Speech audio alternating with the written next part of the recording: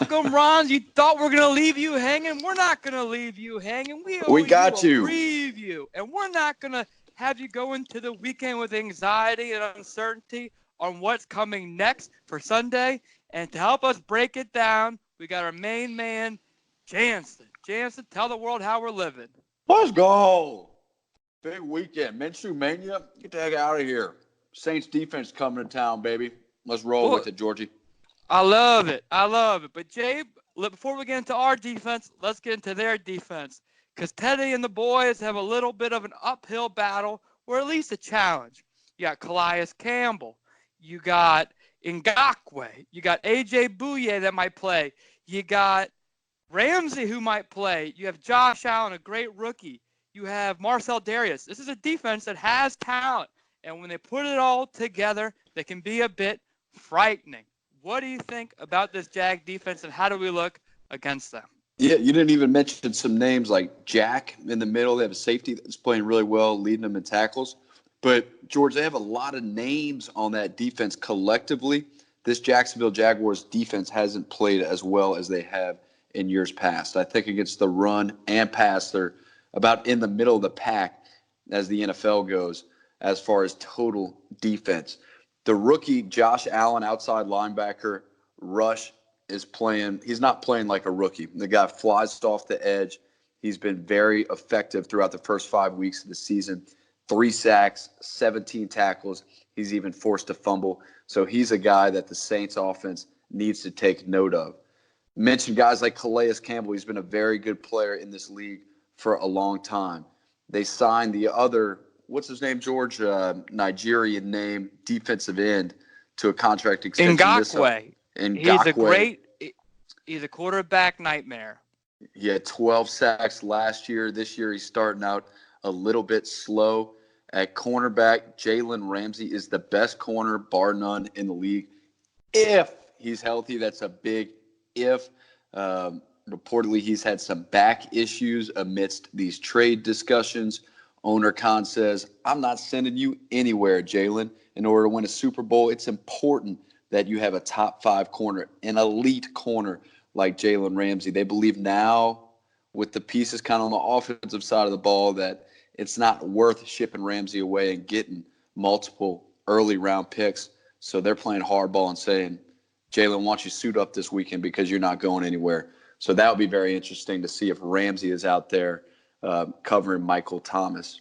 And then on the back end, they have a safety that's leading the team in tackles, a guy named Ronnie Harrison that they picked in the 3rd round of 2018 from the University of Alabama, has played really well for them. But, George, I think you said it. You named all those names, and those are names that casual NFL fans have heard of on that defense. But collectively, that group hasn't played really well. I think the big thing for the Jaguars this week on defense is they're coming from a week where they allowed Christian McCaffrey to run all over them, and people around the league started saying, is this run CMC guy the best running back in the NFL? He just gashed the Jacksonville Jaguars for, I think it was 200 yards. I don't have the yards in front of me, but he had a whale of a game.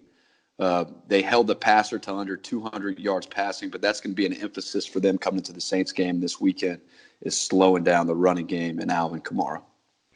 If you're Jalen Ramsey, and I know there's very convenient, in quotation, timings on this back injury, but if you're Jalen Ramsey, is Mike Thomas the guy you want to line up against when you're dealing with the back injury? Because this is as physical, as manly as a wide receiver as you're going to come up against. So, hey, Mike Thomas, he's not scared. He'll say, bring on the challenge.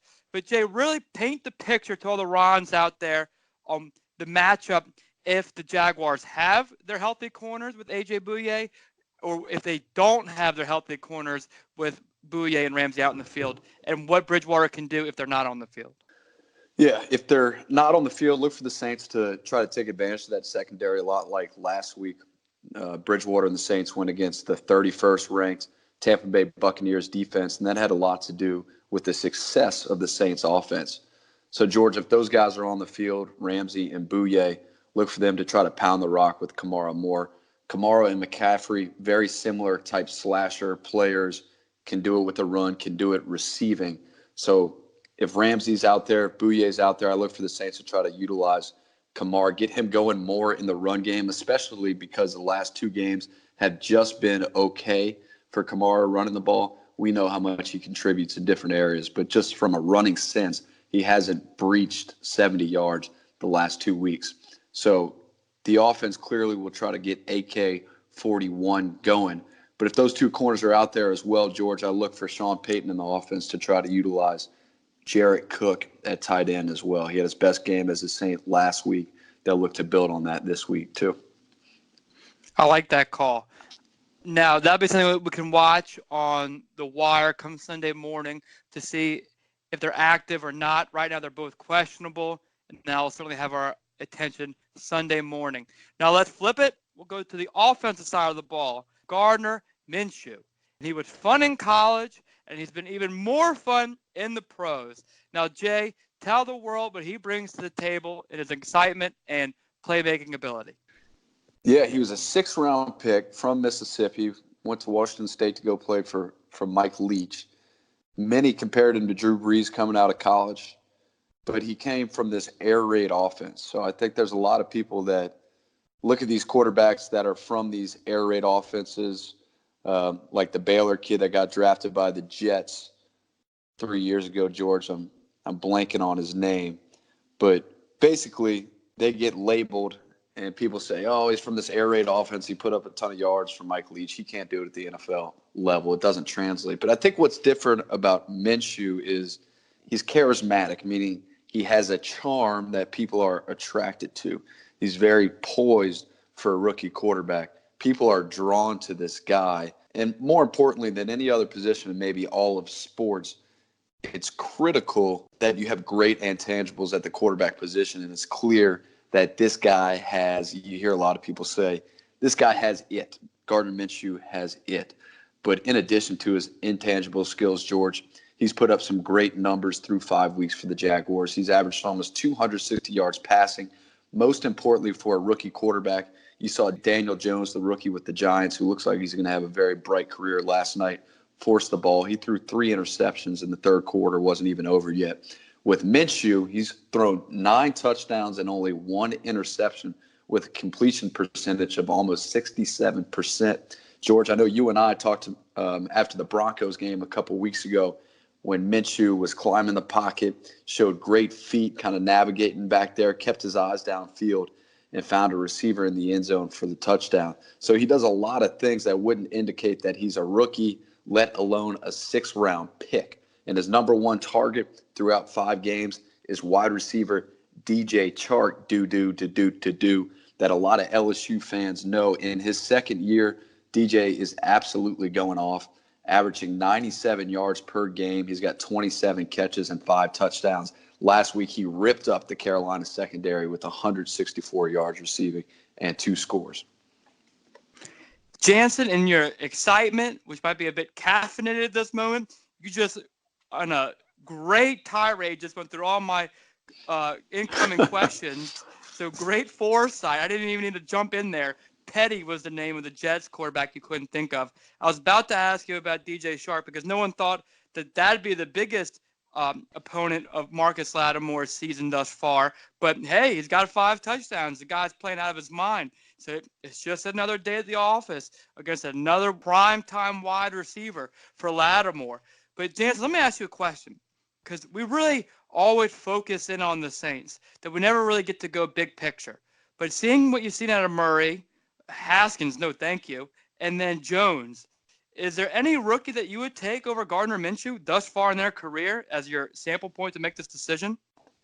Yeah, the other guy for me would be Daniel Jones. I've liked him from the start. I think some of the things that we talked about with Minshew that make him special is Daniel Jones has the same qualities. Everything that after the draft where this guy just got crushed, it was like water off a duck's back with Jones, almost to the point where he's got that Eli Manning unexpressive gestures. You know, nothing really seems to phase Jones. The way he hangs in the pocket, throws a really accurate football. He has turned the ball over a lot, which you expect out of a rookie. For me, George, I think I'd still give Jones the edge over Minshew. And maybe some of that subconsciously has to do with Jones being a first-round pick, Minshew being a 6th-round pick. I only have a 3-game or a 5-game sample size. So not quite ready to anoint Minshew as the best quarterback in this draft. But, man, he's been fun to watch. Well, I'm glad you brought that question back to me and reversed it back to me, because I'd say Minshew by a mile. What more could you want out of Minshew? He's got these quick feet. He's very Aaron Rodgers-esque in that he's very evasive, unable to get sacked. He can just dance, keep his eyes downfield, boom, hit Shark in the corner of the end zone. He looks phenomenal. What I like about him is that he was going to be Maybe because a I haven't GA. watched him yet, George. Okay, so he's going to be a GA, a coach's assistant. So he's one of those guys that has a great mind of the game, and you can just tell he's so savvy, he's so smart. It goes slowly to him. I really like him. Fortunately, he's in the AFC, so we're not going to see him all that often. So he's a guy that you don't have to get worried about and be like, damn, that guy's going to beat the Saints for years. Like once you see McCaffrey get good, you're like, damn, we have to face him all the time. Whereas Gardner Minshew, you can just watch him and enjoy him. I've really got a kick out of him, especially when you hear about all of his antics off the field. Really seems to be like a fun guy, and I like him a lot. But hey, not this weekend. F that dude. We're going to go eat his lunch. So, Jay. he's hard to root against. No, he's the man. I Right. like him. I'm like, man, I don't want to pull against this guy. Yeah, but this week stretches in the locker room in a cup before the game. He looks like Uncle Rico. Hate to tell you this, Jason, but even if you lined up for the Jaguars, I'd be telling the Saints to go get him. So that's how we're rolling this weekend. But look, Jansen, I think it's a bit more of a dogfight game. You have some quarterbacks who've gotten better each week, but still at the end of the day, they're favored, which I think bodes well for the Saints. They love that underdog role. The weather is going to be mild. It won't play much of a factor. How do you see this game going? Yeah, I think dogfight's a good word for it. You know, it's still, jury's kind of still out on the Bridgewater Saints. You don't know how it's going to go. You know, I think what you do know about the Saints right now is that they're a great team. The Jaguars haven't played at home in 3 weeks. The last 2 weeks, they've been on the road. There's a lot of craze and fever around this Minshew guy that the Jacksonville fan base and the nationally has rallied around. So I'm sure they're going to be fired up to play. And I think the Saints are going to be fired up to play as well. But for me, I can't bet against the Saints, the Sean Payton Saints, regardless if they have Drew Brees at the helm or not. So I think it's going to be a tight game, George. I see something like 28-24 Saints, 24-21 Saints. Yeah, I'm a bit worried if the Jaguars can keep it close and find a way to sneak out a win in the fourth. If it's close, I'm going to be very nervous on the edge of my seat.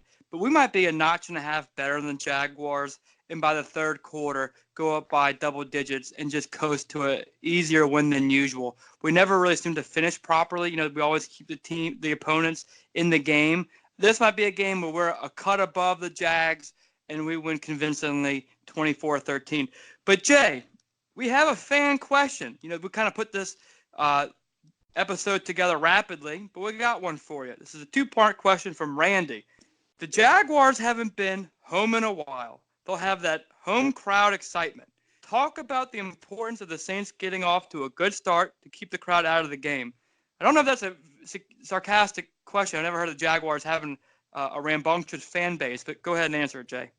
Yeah, the only thing I know about the Jaguars fan base is that gif that's been around for 10 years of the guy with his arms folded, putting his hand up, kind of like, what the hell are we doing? But for all the reasons I just mentioned, and Gardner Minshew again, I think, you know, you can expect the crowd to be fairly rowdy for an NFL fan base. It goes back to the Seattle game where Deontay Harris had the big punt return to go up 7-0. Anytime as an away team you can score early and get on top and kind of keep the other team out of the game, that's definitely a plus. And we know that as Saints fans, being in the Superdome, when you're making all that noise and then the opposing team goes down and scores early and takes the lead, it definitely takes the wind out of your sails as fans. When you talk about the Jaguars fan base, don't forget that lavish pool behind the end zone. Yeah, I got to go check that out. I hope they have a lot of chlorine in that one. We were thinking about driving up, George. We were, and then everyone said, oh, the Florida LSU game. All right, part 2. Talk about hometown hero Leonard Fournette against the great Saints defense. Yeah, Fournette has been a little bit of a mystery his first 3 years in the NFL. Always a great stand-up guy in the LSU program, and then got to Jacksonville, and he's had his fair share of issues had a good rookie season. The expectations for this guy were through the roof. Second year slump, really bad. Through 5 games this year, he's in the top 3 in most running back statistical categories. He's averaging 102 yards a game. He's bust out some long runs. The thing with Leonard Fournette, he's averaging over 5 yards per carry. For a Saints defense, watching this guy in college, you can't let him get started, kind of like a Saquon Barkley. Once he gets started and gets those legs in motion, he becomes really hard to tackle. So you can't let him get to that second level. So it's important for guys like Malcolm Brown, Sheldon Rankins to get good pressure up the middle and stop this guy before he really gets his legs in motions. But it's good motion. It's good to see a guy like Fournette have success here in year 3. You know, that stat that's going around that everybody's tweeting about this week, George, no Saints or no single running back has run for more than 100 yards against the Saints in 31 games. So we'll see what happens with Fournette rushing for over 100 yards the last 2 weeks and averaging over 100 yards for the season. All right, guys, I hope you enjoyed the Saints at Jaguars preview. We won't be at our home spot under the overpass for another 2 weeks because we go at Chicago, then home versus the Cardinals, which could be the home return of our main man, Drew Brees. But Jansen, tell the world how much we love him, and we'll see him next week. Hey, we love you guys. Thanks for listening. We hope you like what we do. The numbers indicate that. If you got a friend that's a Saints fan and doesn't have a podcast, turn them on to Pro Saints Talk. We'd appreciate the listen. You guys have a safe weekend. We out here, y'all. Go Marcus Davenport.